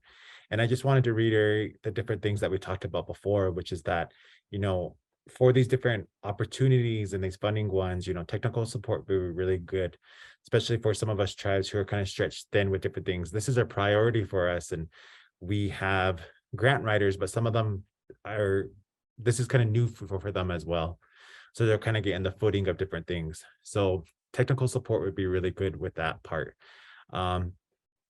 Also being able to coordinate with the different entities within the Department of Justice and also with BIA and all those different things, how to streamline those things to better report is very going to be beneficial for us as well. You know, our reservation here is 2.1 million acres. So there's a lot of different moving parts and a lot of different moving entities who are part of that.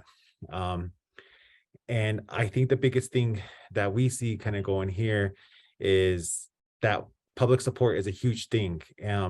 We're right now exploring implementing the Shanti Act here in Wyoming, and we presented it to our to the governor and also to the lawmakers, and they support it as well. So those different things will help us. But I think down the road, once we get to that point where we can have a system in place that when a person goes missing, we can help, you know, we'd really want funding to help fund an individual who could do that work. You know, like in a country, like most tribes across Indian country, we are really stretched thin with resources and also availability of funds. So if anything like that would be very helpful for us as well. And also a place for these individuals to go who are missing and they're returning, a shelter. Those are different things that we're kind of looking at as well. But just the big thing for us is that technical support to help us with navigate these different grant and these funding opportunities would be really grateful and really beneficial for our community. But once again, I thank you all. Thank you all for the work that you all do. This is very difficult work, and I appreciate you all. Thank you. You all have a good afternoon.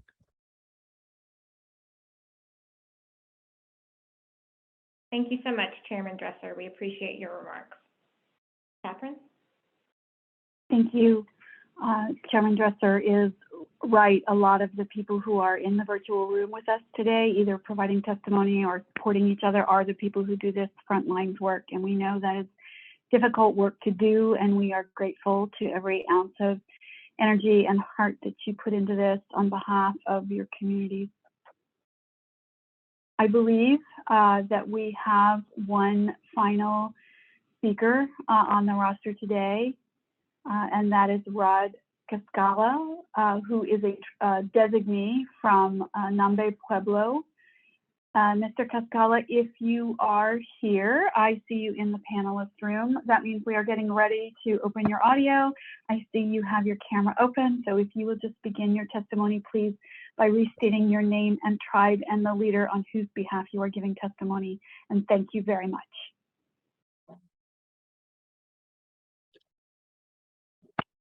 Don't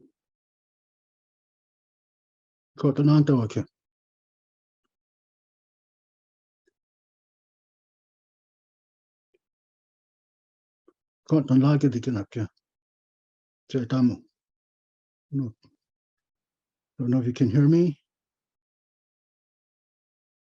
We can, Mr. Cascala. We can hear you and see you. Thank you. You can proceed when you're ready. Oh, okay. All right. My name is Rod Cascala. I'm the domestic violence coordinator here for Nambe Pueblo Healthy Family Services in New Mexico. On behalf of the governor and lieutenant, they unfortunately cannot attend due to other obligations. I have been doing this work for quite some time. I guess I really appreciate this opportunity. Thank you, OVC, DLG, all the, again, community members, the leadership that's here involved. I mean, taking a look at OVC, we applied in 2018, and yes, it was challenging at first to not understand the process that was in place to do this, but it was through our tribal judge that saw this application and thought that, you know, let's try to apply for it. And I'm really grateful that we did. It's a very slow, this is a small pueblo here, and it's a very slow process in trying to get anything in place. We lack infrastructure. And so we proposed a modular building. And here, even with the pueblo, there was a lot of, again, just process that needed to occur, and not realizing there was a resolution for commercial building. So I think it's knowing what our process is that's within our communities, our pueblos, our tribes, our nations, and even the leadership, you know, not knowing a lot of the process, because this is what's difficult, hard many times, not being here to listen and to hear what's being said, you know, from that perspective of how it works, and the finance, again, being involved in a lot of these things that we're trying to do. The process has been, since that time, it seems to have simplified a lot, you know, through the tribal consultations and through, again, just things that have been occurred throughout time as far as the application process. You know, we were fortunate afterwards, again, to reapply. And what really helped, you know, in our application process was knowing who the technical assistants were. Unified Solutions was a big help for us as far as how to, again, put things in place. And again, that was the first contact to make in anything that we were doing. And our again, community needs assessment, our strategic plan. So it's actually going through this process with the technical assistance that are provided from the groundwork here, you know, and to get it in place and to get clarification. And again, program manager, you know, I really appreciate, again, Yolanda, our program manager, you know, having the ability and time when we contact and try to get things clarified, you know, in trying to pursue things and what we're doing. The hardest thing, I think, is the budgeting, how to budget a lot of these things as far as, you know, what was given to us, you know. The application process, again, very simple as far as the, again, population certificate, you know, and from there, you know, again, the three, either narrative or else checklist or the interview. And this time we did the interview, which was very, again, helpful in ways that, you know, was questioned and how we responded and talking and having that interrelationship, you know, that's a really big piece as far as how we gain to come where we are as what we're doing. And the streamlining of it is, you know, it's still in process. I mean, this is, again, something that's really, again, helpful, you know, from my end, from this experience of going through, again, OVC. And, you know, the thing of it is the extension. You know, I know there's a lot of detail that needs to occur. And again, the technical assistance was very helpful in helping us to do our extension where this grant due to many things, you know, again, COVID, staff, again, layover, I mean, just all sorts of things. And again, shutdowns, I mean, just everything that occurred. And so again, having the availability to have technical assistance available. And I think that webinars were very helpful, you know, and you know, many, because of time and effort, I mean, time is really hard sometimes to get on, to be part of this discussion, to hear what's being said. And again, it's questions that need to be answered. So the process is good, and it's in the way that you have done this as far as, again, the application. But I think it's just us or else whoever the main contact is to send it to the individual programs that are wanting to have this application, you know, process in place, you know, to apply for it and having that communication. And many of sometimes it goes to leadership that aren't there anymore. Like sometimes, I mean, many here is like for 2 years they're here. Other pueblos are like for 1 year. And so it all depends where it goes as far as the information to get to where it needs to be, you know, again, the direct services, individuals and people. So I think just having alternate people in place to have that connection, you know, to send this information so that they know the application process. The renovation, like I said, you know, the construction was a really hard we're very fortunate. And again, thank you. It took us a long time just to get a modular building in place. And with all the codes that we have here, the handicap accessibility, and again, just finding a place, because it's just really difficult and finding a place. And it's unfortunate we're all clumped together here. When we talk about confidentiality, we're just right across the courts or right across the substance abuse.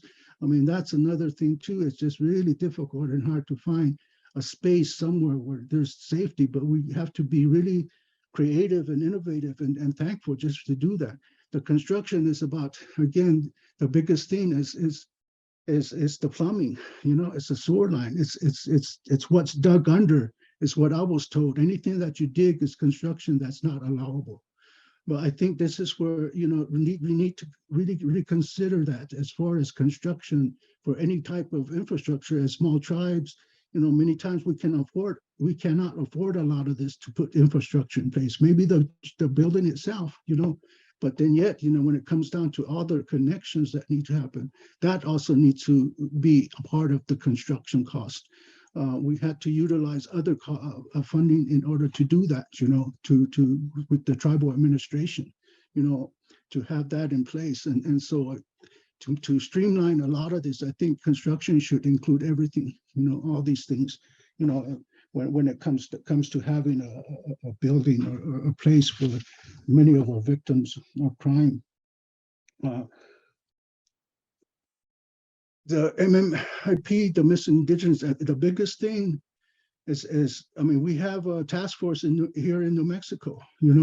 Our victim advocate is on that task force, and they're presently trying to. They have different subcommittees, and she's on a committee to try to get statistical information from all the tribes, and that's a difficult process to try to get to each tribe to try to allow them to give you the trust and availability of what's really going on in that tribe. And our law enforcement is under Bureau of Indian Affairs and our social services as well. And we have a difficult time with BIA law enforcement because they work on a lot of the jurisdictional issues that some things can occur or can't happen because it's not within the jurisdiction. And this, again, missing indigenous women, women and relatives are a big part of that, to not have jurisdiction when things come. And so it's just like going through this channel, going through, again, FBI, other departments, and having that connection, and really hard to have anything in place that families can know of what's going on. There's been cases in years back, and there's nothing that's even, they're still trying to find out, where that case ended, who had it, what occurred, what's happened, so this delay in time and not having resolved, what's ongoing as a big problem with a lot of the community here, within the New Mexico, and it's unfortunate and sad, because it's heartbreaking when you don't know where your relatives, your child, your relatives are, that's missing for quite some time. Training needs to be a big part of this with BIA law enforcement. That's the investigation process, the protocols, how to identify a lot of these things. And even here, the small pueblo, I think there is trafficking, there is things going on, but in a subtle way. And many of them are victimized, not realizing, because that's what they've been in for quite some time. And the substance abuse that was talked about, all these things we work with here in this area, it's not one thing, it's all inclusive of many things, and that's the thing, having the ability and flexibility to allow us to see that when we talk about knowing our community needs, we know what's going on and what problems are, but then being limited because there's a substance abuse issue, there's treatment issues, there's mental health issues, there's all these issues, but then yet, not allowing us to be limited to not access and help, in any ways that we can. So we've been really creative and trying to do what we can with referrals, trying to get more, again, collaboration with outside agencies, with people. And again, that's been a slow process, but it's a continuation of trying to build that relationship up with many of our, again, outside of our community, and even with our community, the trust that's really difficult and hard still yet. And even with our law enforcement, many don't trust our law enforcement because when reports, I mean, they're the only ones that need to come when situations occur and people don't contact them. It goes to dispatch first, and then they have to go through dispatch down the Pueblo and another Pueblo in order for them to find out, who's on call. And then if they're local, I mean, and that time response, is a difficult piece as far as what we have here. Again, it's not immediate unless they're just within this short area. And the other two Pueblos, including us, are also under BIA enforcement, both law enforcement and social services.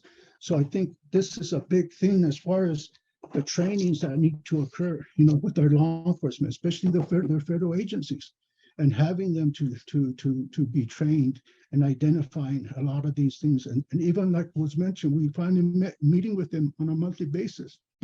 And their thing too is mental health.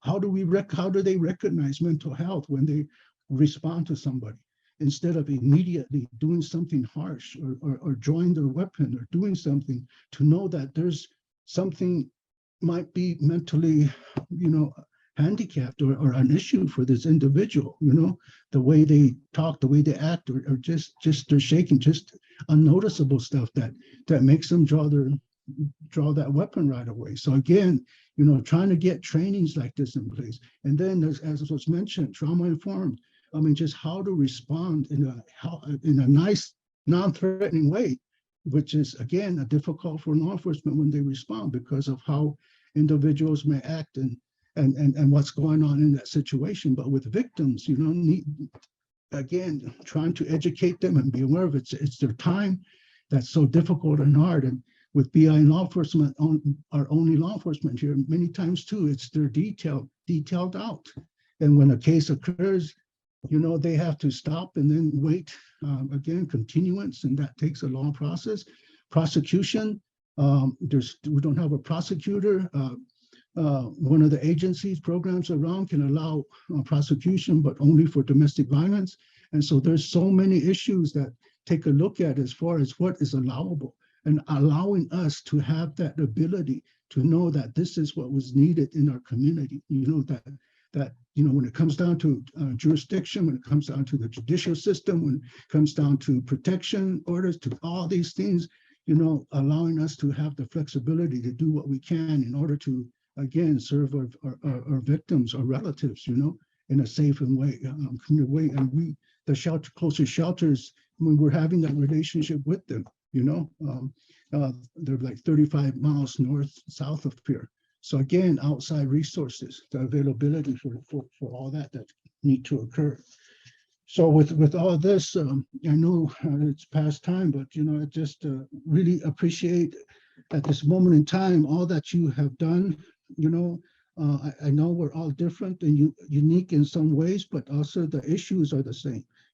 But just understanding that all this is just not one thing. It's just not one issue. It's all issues. It's all inclusive of many things that we have in our communities, and even going down to our family members, even going to our community members, even going down to our traditional leaders. It's all inclusive, that everything and everyone needs some education. That was mentioned here, prevention, allowing all this for us, and the cultural approaches and sensitivity, how we know in our community to work with that, we allowing us. And then the food, again, as we mentioned, the gathering, to build that relationship, trust, to build that community again.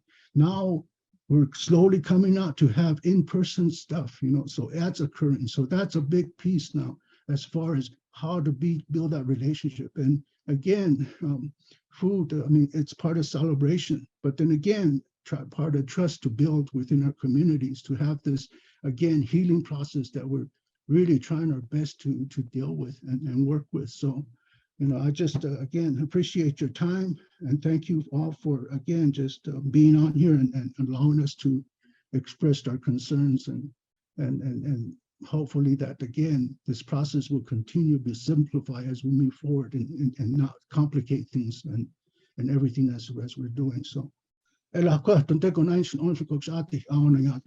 you all. Oh,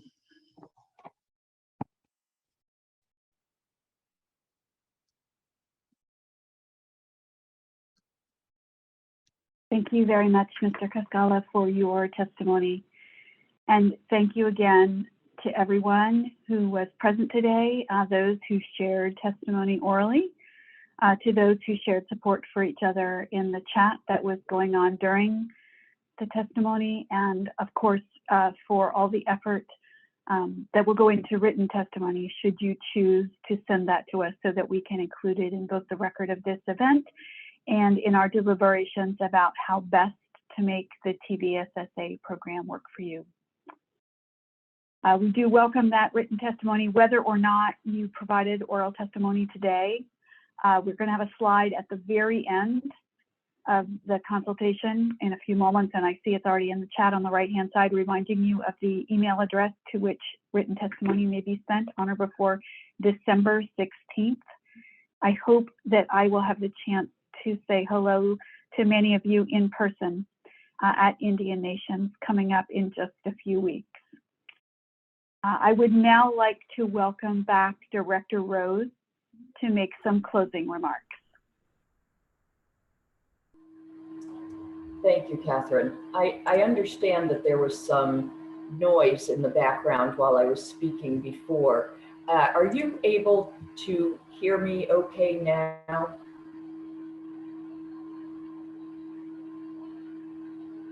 I believe it's okay, Chris. Okay, well, this is short. So this is a noisy office. I'm right on the street, and I wonder if some of it is the background noise from the street. So I'll do my best to get through this so that you can hear me and understand what I'm saying, and then we can all say goodbye. So thank you to Catherine Dark-Schmidt. You did a wonderful job, and Yolanda Curtis Gibson, fantastic job to both of you for helping to coordinate and facilitate the discussion today. And I want to thank all of you for the time that you gave us this afternoon to be part of this consultation.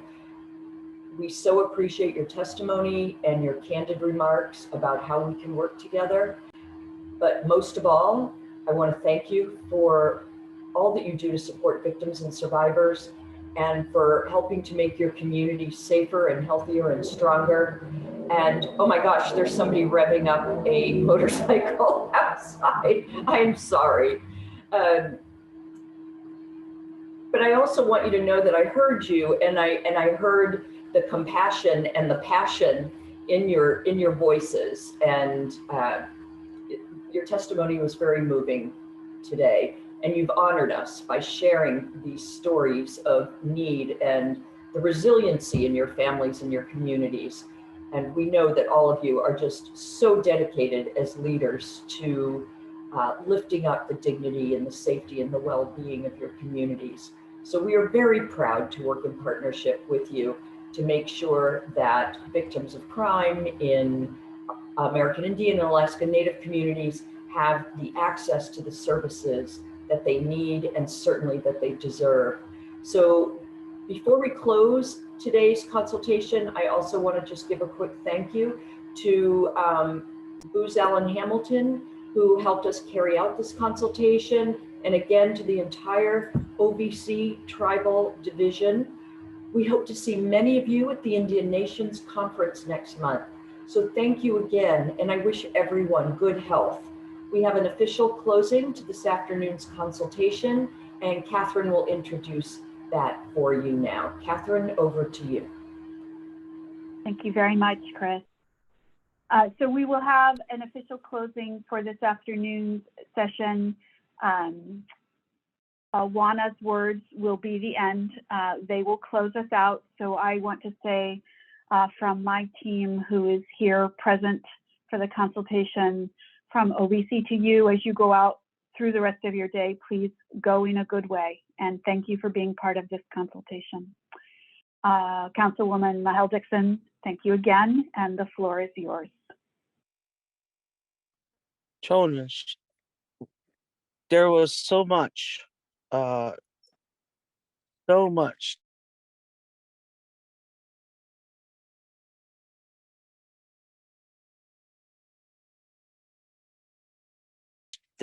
that you got to hear all that.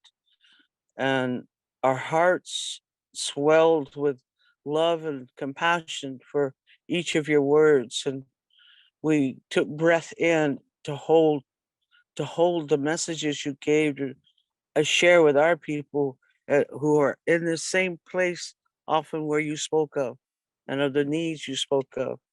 I ask Creator now that we have given breath to these words, that they are surrounding us and helping us to guide our footprints, our steps in such a way that we embrace and love and send to each of you the compassion of our hearts, the thoughtfulness of our thoughts, the generosity that we have to give to one another when we see each other attending the meeting in Agua Caliente. I also ask Creator to be thoughtful and give measured steps for you today, and so that you go and drink the water and hold that gift of water to your lips and fill your thirst with that you go and have the winds of your valleys and mountains and foothills and deserts and all the areas you come from surround you, that you have the gift of your people all around you and your families and your leadership and those who work with you and support you in your leadership. That I ask that each of you who are boots on the ground that are doing this work, that you are loved greatly by all of us, that we know you give more than what is measurable. We see what you do that is more than measurable. And for all of those who have helped us in our journeys where our relatives were taken across known lines of the states and known lines and barriers of different reservations to be harmed, that we welcome their spirits to a place that they fallen in your world where you are, that you give breath to those you don't see or hear or found, that if they're resting and finish their lives in your area, that we hold them precious in our thoughts, that they came to you somehow, whether it be because that's where they chose to live and the harm came, or whether the harm took them there. We know that trafficking is occurring on a horrific level for all of us, and the missing and murdered, especially our missing who we then find have been murdered, that we know that this is something that is beyond measurable. The statistics do not reflect that. But we have things to ask for with good thoughts and good prayers. Creator has given that to us. I say this to you, that in our own way, we gather you around us. I know we're going to have a woman's sweat this weekend, and we will take those prayers that were given breath to those words so they can go up into the steam, into the fire, so that we can hold you in a good way. And each of you, I know there are spiritual leaders on these calls, there are traditionalists on these calls, there are you as tribal members who do the work you do. Know that we cry with you, laugh with you, celebrate life with you. You're in my thoughts today as we are in yours. Joan, all our relations. Finished.